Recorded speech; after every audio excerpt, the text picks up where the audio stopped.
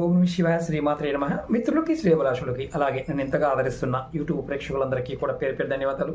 మిత్రులరా, మీ అందరికీ పరాదేవత ఎలవెలలా మీతో ఉండి మీ మనోవాంఛ నెరవేర్చాలని మనస్ఫూర్తిగా కోరుకుంటున్నాను. ఈ షార్ట్ వీడియోలో చాలామంది గురుగారు మాకు కష్టాలు తీరటం లేదండి, కష్టాలు తీరడానికి అంటే అలా అయిపోవాలి, తేలిగ్గా అయిపోవాలి అని చాలామంది అడిగారు. దానికి ఏమో చేస్తే మారుతుంది. చాలా ఈజీ. ఉదయాన్నే స్నానం చేసిన తర్వాత ఖచ్చితంగా మీ ఇంటిలో మీరు ఎక్కడున్నా సరే ఒక్కసారి విష్ణు సహస్రనామం పారాయణం చేయండి.